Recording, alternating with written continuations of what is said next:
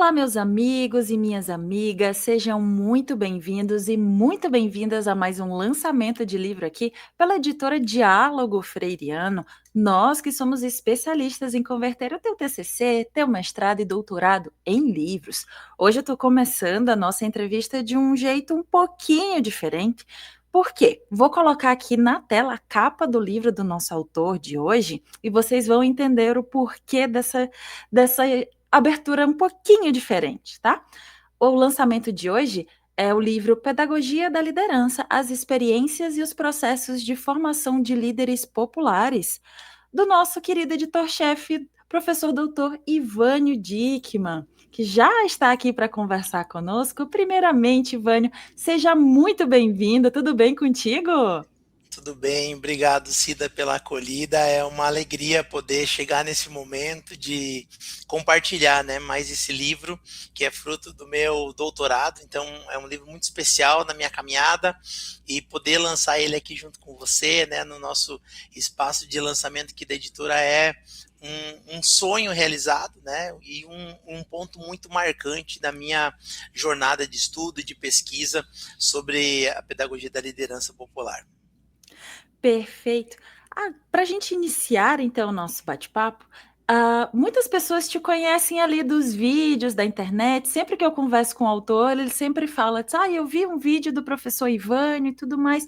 Então, para as pessoas que estão chegando agora também, que também não são nossos seguidores nas redes sociais, eu gostaria que tu se apresentasse, falasse um pouquinho quem é o Ivânio, o que é que ele faz da vida, para que o pessoal possa te conhecer melhor. Com certeza, Cida. Eu sou, então, o Ivânio Dickmann, né? Sou filho de um pedreiro e de uma costureira, né? Tenho muito orgulho de dizer isso. Meus pais trabalhadores que me ensinaram muito a estudar. Diziam sempre pra gente, né? Estudem, estudem, estudem para não sofrer como nós. Essa era a grande frase que eles diziam, né? Isso me estimulou muito na vida, então fui sempre um menino dedicado aos estudos, né? Tanto no ensino fundamental quanto no médio. Eu me formei em História, logo na sequência eu fiz faculdade, depois de uns 5 anos que eu tinha terminado o ensino médio.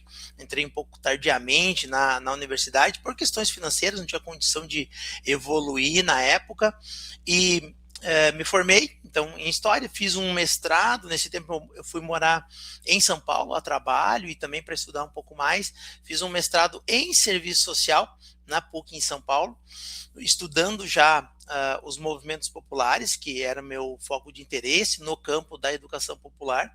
Então, é no serviço social, mas já com essa marca da educação, né?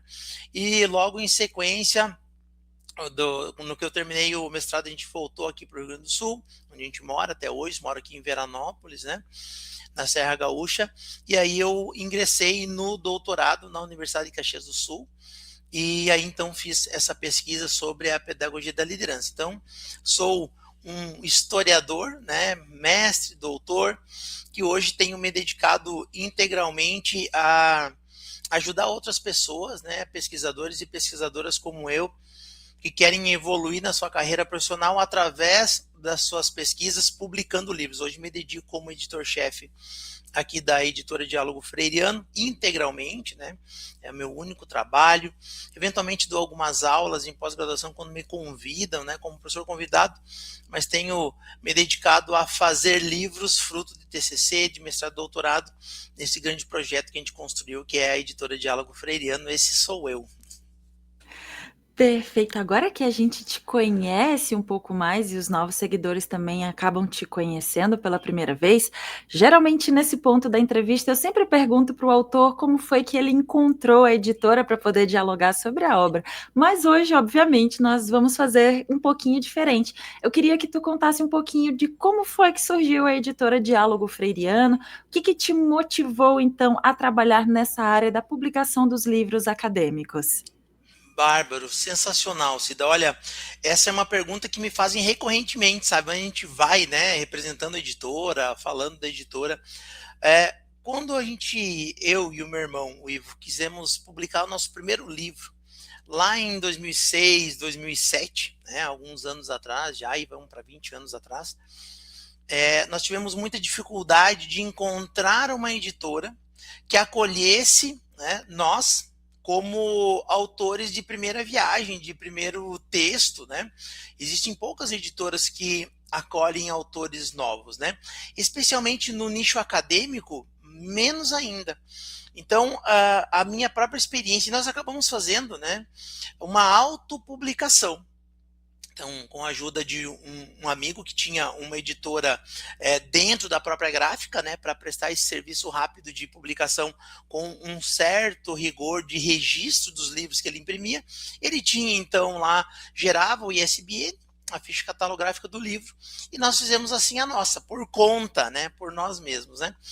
Mas claro que esse tipo de publicação ela resolve o problema da publicação, né, para os autores, mas não da qualidade da publicação, né, porque uma editora cuida mais, de forma completa e plena, dos serviços envolvidos na publicação de um livro, desde a qualidade visual, ou seja, técnica, no sentido de ter designers, capistas, diagramadores profissionais, registros todos, além da ficha e do ISBN. Então, eu fui aprendendo, publicando meus primeiros 2 ou 3 livros a publicar, e aí quando as pessoas, amigos, conhecidos, começavam a acessar esse livro que a gente publicava, somente na versão impressa na época, né, nós não tínhamos a noção plena ainda das outras possibilidades, eles foram pedindo ajuda para também publicar os seus textos. E aí isso foi evoluindo gradativamente, a gente foi fazendo livros para outras pessoas, até que,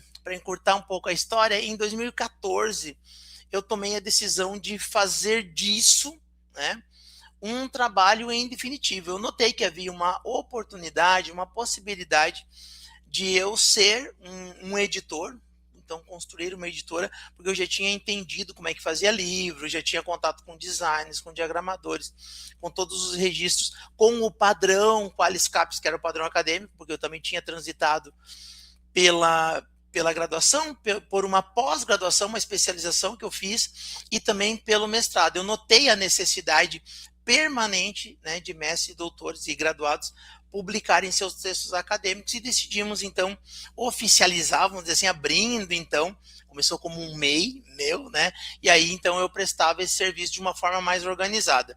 Isso foi assim uns 5, 6 anos, né, 4 para 5 anos, até que a gente então, né, deu corpo, e aí começamos contratação de pessoas, ter um escritório formal para a gente trabalhar, o que aconteceu ali por 2018 em diante, né?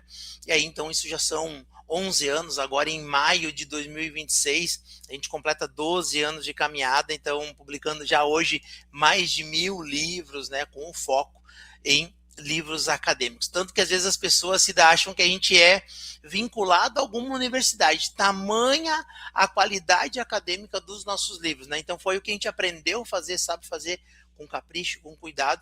Então foi assim que nasceu, de uma necessidade nossa, de uma ajuda para alguns amigos e amigas pesquisadores e pesquisadores, até então a gente assumir de fato esse desafio, né, ousado de se tornar uma editora especialista no nicho acadêmico. E encerro dizendo sobre o nome da nossa editora, uma curiosidade, Cida, que talvez, né, você talvez nem saiba. A gente começou com o nome de editora Dialogar. Eu acho que você já ouviu a gente falar disso por aí, né? E aí, nós não sabíamos que já existia uma editora Dialogar. Não sabíamos. Ignorância mesmo, no sentido de chegamos as pesquisas não mostraram, né, que a gente fez, que já existia. E aí, depois de 1 ano ou 2 usando o nome, a gente começou a fazer alguns anúncios na internet, né, para as pessoas conhecerem a nossa editora. E a proprietária da editora Dialogar, que se não me falha a memória, é de Joinville, Santa Catarina, que eu deixo aqui um abraço para ela me ligou e disse: Vânio, eu vi um anúncio seu, né, de uma coletânea de artigos que a gente estava fazendo. Ela disse: olha só, você está com o nome Editora Dialogar, esse nome é meu, eu tenho o registro dessa marca, né? Eu quero te pedir gentilmente que você não faça mais isso e tal. Foi muito querida, muito gentil. E aí, então, nós tivemos que fazer uma mudança, porque de fato ela tinha, né, o registro no INPE, é onde a gente registra as marcas, né? E não nos processou, quero dizer isso na gentileza, né? Poderia ter feito, né? Porque tinha o direito para fazê-lo. E ela muito gentilmente disse, né, honrando inclusive o nome da editora dela, né, Dialogar, dialogou com a gente, e a gente então retirou esse nome, né, e reconstruímos então como Diálogo Freiriano, aí, né, honrando o próprio Freire, que já era a inspiração para a própria palavra dialogar, como um conceito pedagógico, né, do Paulo Freire na pedagogia do oprimido. Então, é daí que surge a editora Diálogo Freiriano. Hoje nós temos mais 2 selos, né? Lemniscata, selo Láurea, e está surgindo agora mais um, né, que é o selo Feira do Livro, que vai se chamar FDL, de forma resumida, para novos projetos que a gente está lançando nesse ano de 2026. Logo, logo o pessoal vai ter mais informações sobre isso também.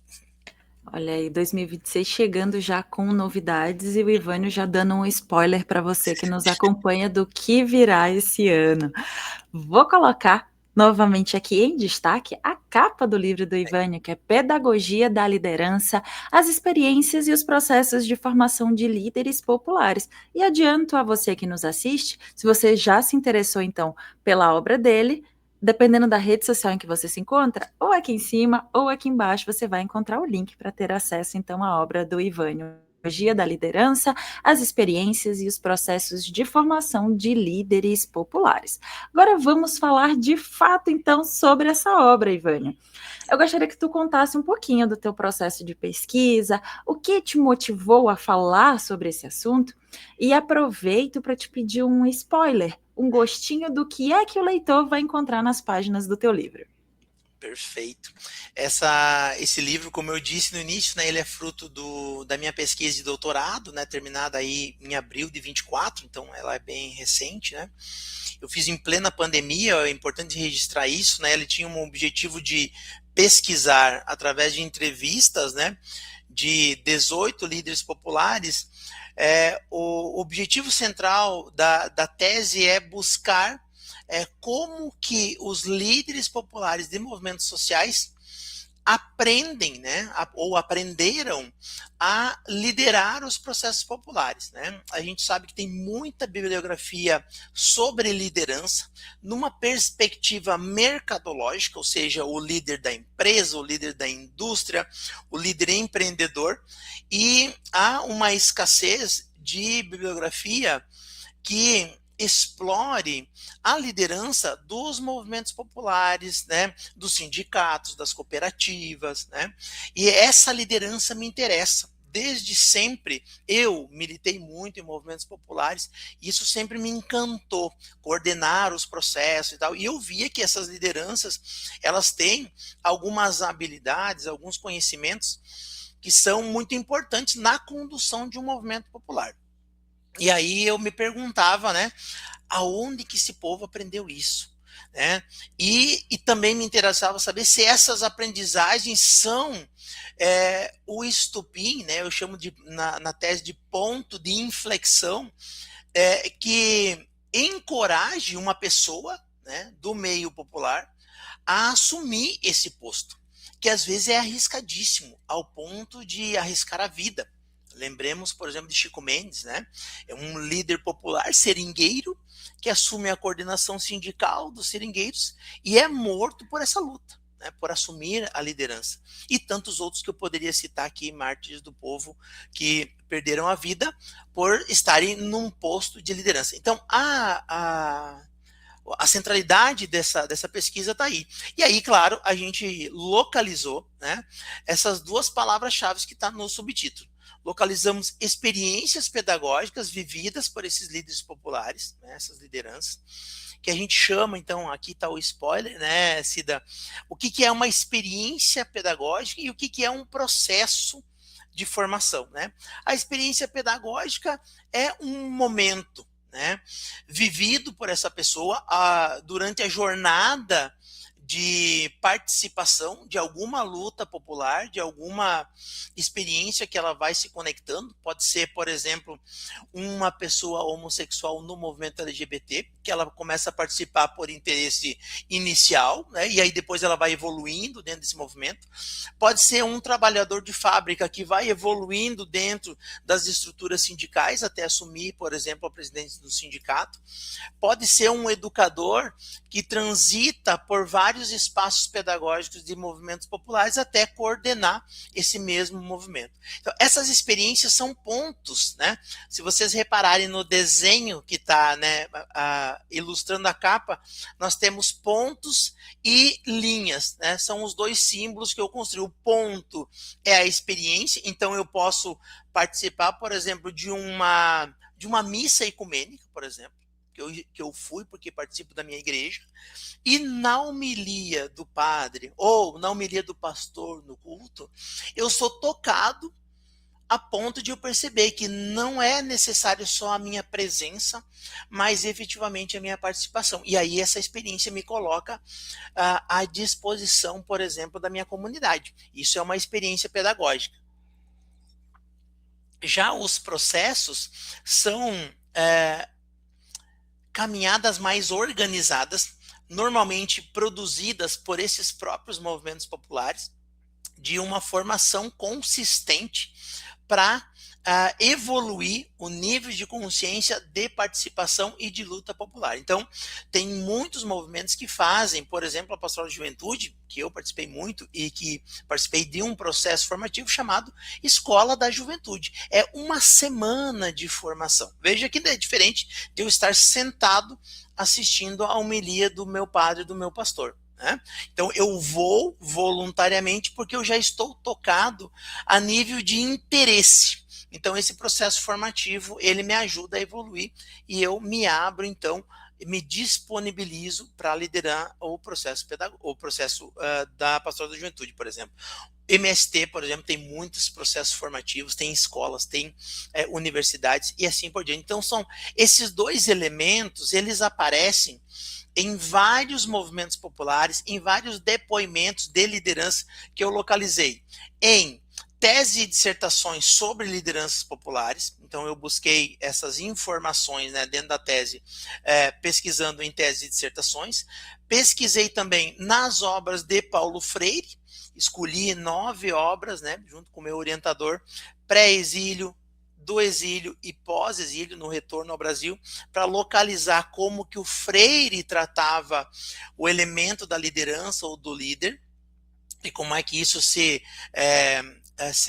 articulava com a pedagogia do oprimido, como inspiração para a pedagogia da liderança, né?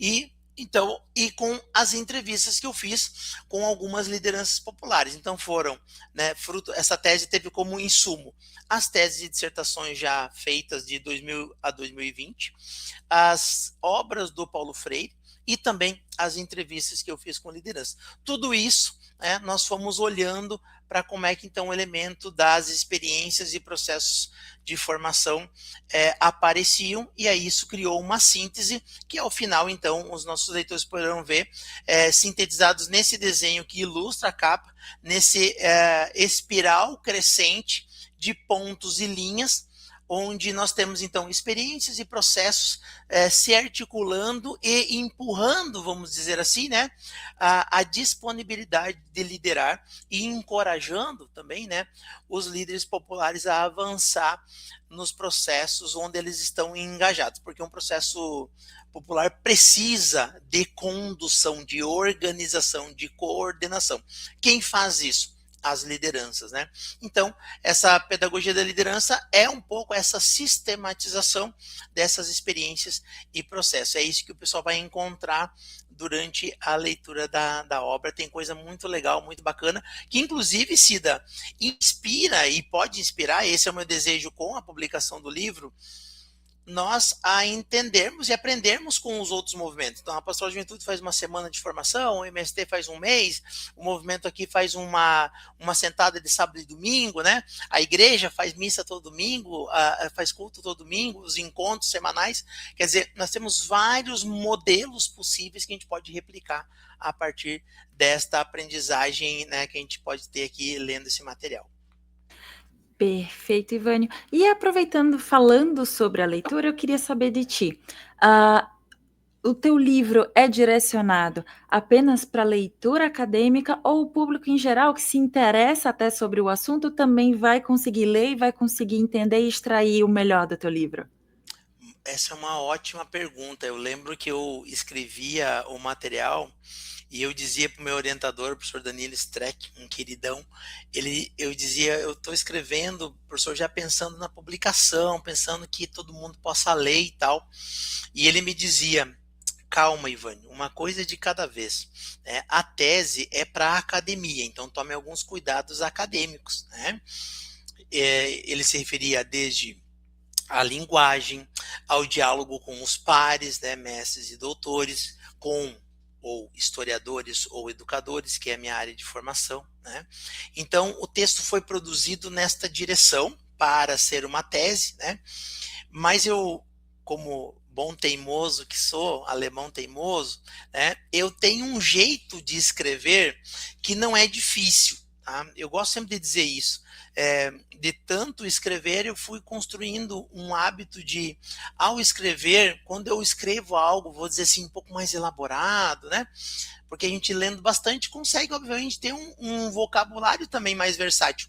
Mas eu mantenho sempre uma atenção para que a linguagem seja muito parecida com o jeito que eu falo, né? Claro, né? Pensando que o texto agora está escrito, então ele não é tão coloquial, né? Mais organizado, né?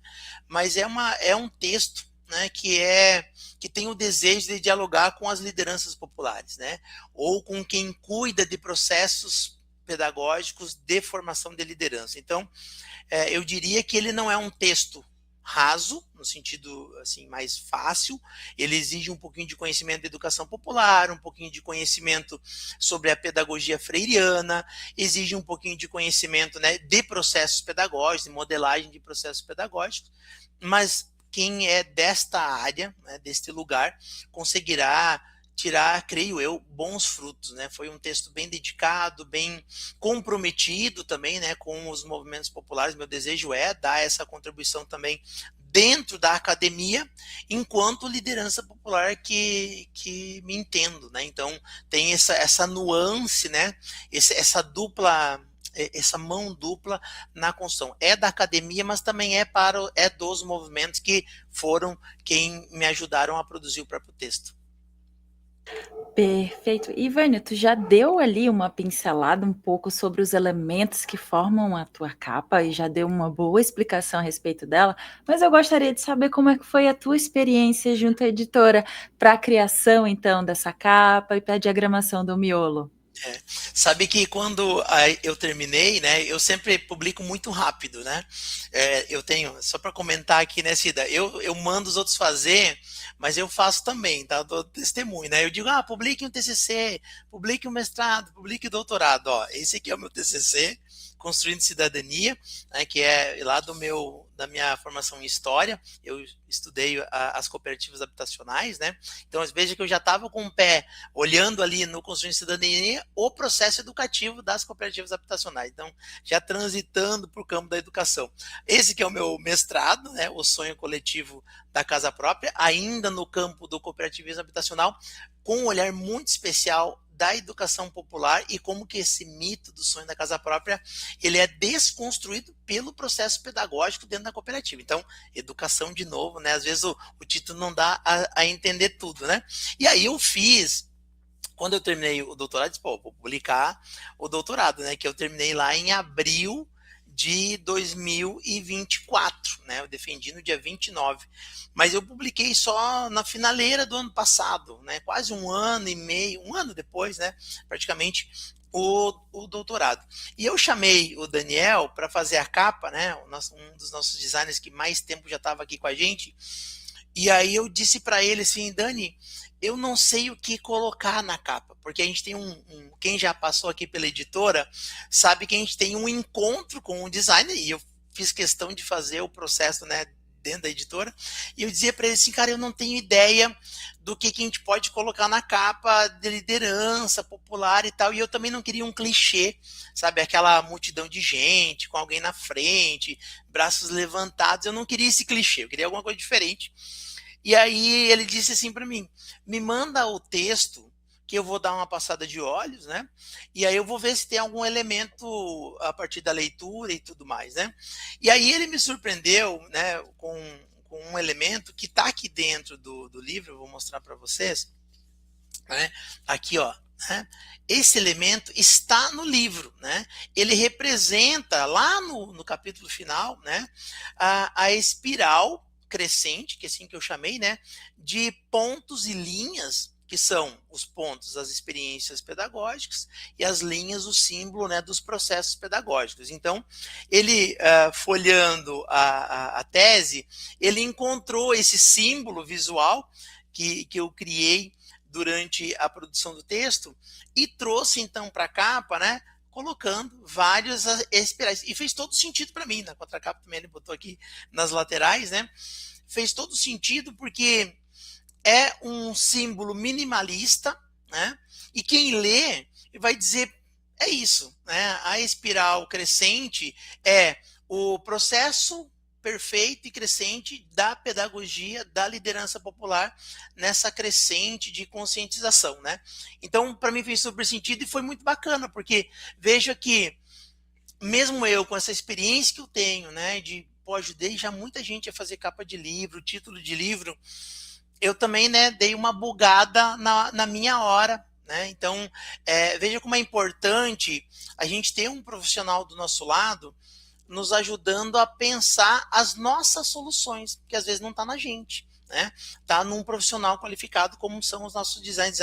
Adorei a capa, achei ela super bonita. A única coisa que eu pedi é que ele repetisse a fonte, né? Porque eu estou usando essa fonte já no outro livro. Pedi a cor azul, então dei direções muito gerais para ele e ele produziu uma capa muito bonita que eu gosto muito, porque não entrega de cara, gera uma curiosidade, que bolinha é essa? O que tem a ver com, né, a pedagogia da liderança? Então foi maravilhoso assim ter alguém para me ajudar a resolver isso, porque visualmente, eu sempre digo, o livro ele seduz também pela capa. Claro que o texto é muito mais importante. Mas se eu não sinto desejo olhando para o livro, né, eu não vou ler o texto. Então, tem uma sincronia entre capa e a leitura. E o Daniel conseguiu fazer isso para mim de uma forma muito gostosa. E foi muito bacana ver o livro nascendo. Ele fez 2 ou 3 modelinhos para mim, movimentando as cores, branco e azul, azul e branco, até nós decidirmos por essa opção aqui que eu achei a mais adequada, por ser mais massivo o azul, eu achei muito bonito. Embora eu seja colorado, né? Mas eu já tenho um livro vermelho, então, né, eu torço pro Inter. Mas é isso. E aí o outro era verde, esse que está em reconstrução, eu vou fazer uma nova tiragem dele com esse visual novo muito em breve. Eu acho que ele é um texto que vale a pena vir para uma nova edição. Então, foi assim a jornada, né? A Karina diagramou para mim, se não me engano, foi a Karina. Então, deixou o livro também bonito por dentro, bem organizadinho, assim. Eu exagerei numa coisa, tá? Se daí eu fiz o miolo, eu fiz essas divisórias em azul, tá? Eu posso, né? Eu sou dono da editora, então claro, me custa um pouco mais a unidade, né? Eu pago pelos meus livros, eu gosto de fazer isso também aqui na editora. Eu brinco aqui, né? Sou dono da editora, parece que eu posso fazer quantos livros eu quiser o tempo todo, né? Não é bem assim, né? Porque sempre tem profissionais trabalhando para que o livro exista, né? O ISBN é de graça, né? As coisas todas tem que pagar. Então, eu fiz as divisórias dos capítulos coloridas. Esse livro, então, eu pago um pouco mais pelas unidades impressas quando eu vou fazer, mas eu achei que para a minha tese de doutorado valeria a pena eu dar esse realce, né? Então, quando as pessoas estão lendo meu livro, encontram uma página colorida, isso é possível ser feito. Então, eu achei que poderia me dar esse presente, assim, né? Essa diferenciação.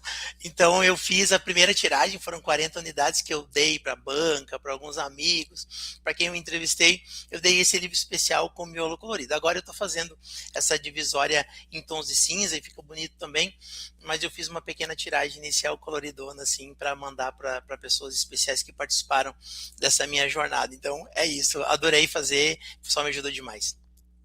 Que legal, que legal. Que bom conhecer toda a história por trás do livro. Eu vou aproveitar antes da gente finalizar a nossa entrevista, porque se deixar a gente conversa aqui o dia todo. Eu coloquei novamente aqui em destaque a capa do livro do Ivânio, que é a Pedagogia da Liderança, as experiências e os processos de formação de líderes populares. E relembra você que nos assiste, que dependendo da rede social em que você se encontra, ou aqui em cima ou aqui embaixo, você vai encontrar o link, então, para ter acesso ao trabalho do Ivânio. pedagogia da liderança, as experiências e os processos de formação de líderes populares. Agora, nos dirigindo para o final do nosso bate-papo, Ivane, eu gostaria que tu deixasse um recado, uma mensagem para as pessoas que têm o desejo de fazer uma publicação, seja um livro autoral, um TCC, um mestrado, doutorado, porém, por algum motivo ainda não a fizeram. Qual a mensagem que tu deixa para essas pessoas? Perfeito. O central você precisa ter um projeto para o teu livro, né? É muito comum, né? Todo dia a gente recepciona aqui de 60 a 100 pessoas, né, que têm interesse, que querem fazer cotações, né? E poucos avançam, né? Por quê? Porque normalmente a gente nota, Cida, que as pessoas não têm um projeto para o seu livro. Aí o livro vira um peso, né? Porque você fica pensando só no dinheiro, só quanto que você tem que pagar, só no valor da parcela, só no valor da entrada. Então, assim, ó, primeira coisa, se você é graduado, tem um TCC, se você é mestre, doutor, tem uma dissertação, uma tese, projete o teu livro como um auxílio na tua jornada profissional. Vou dar um exemplo. Se você é mestre, doutor e tem, né, um bom texto de mestrado, doutorado para publicar.